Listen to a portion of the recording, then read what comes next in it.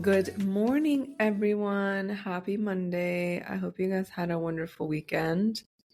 So, in today's episode, I'm going to share two quotes with you guys. The first one was written by Jamie Varon.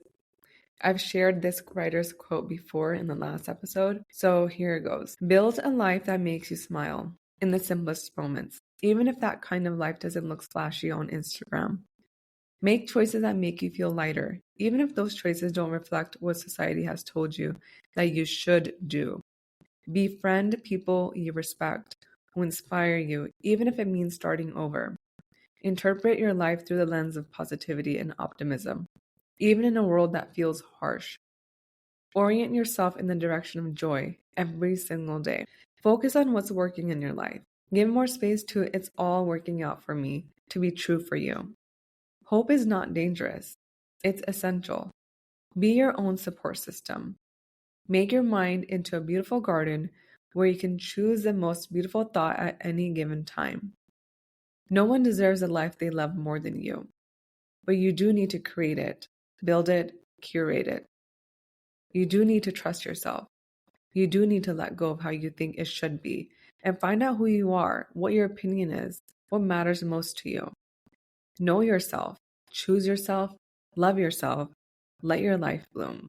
The reason why I really love this quote is because it's a good reminder that sometimes we have to rewire our brains and let go of some of our belief systems because that's not who we are.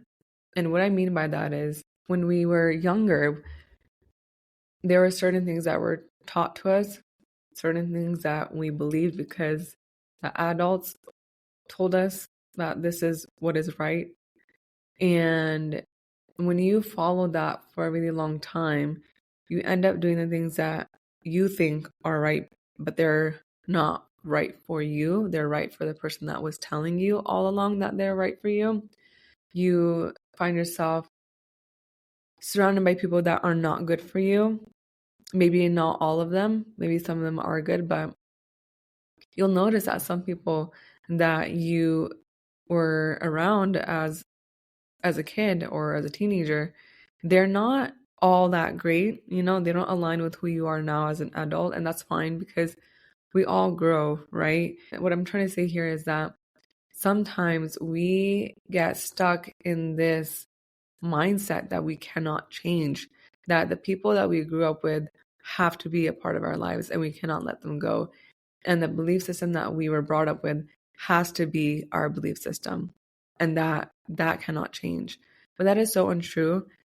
That's the whole point of life. We see what works for us and what doesn't, and then from there, assessing what does, we make those changes, and that's how we grow and evolve.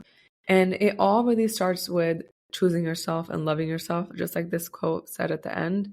Because once you do that, you'll start to, the things that aren't for you will start to fall apart. The people who aren't for you, and you realize that, they'll start to become a part of your past. And sometimes it's not easy, to rewire your brain and, hit the reset button because you might lose a lot in the process of that. But again, that is okay because that is part of life. You cannot continue living a life that is not for you. You are doing a disservice to yourself if you hold on to the things and people that don't align with who you are, if they don't value the things that you value.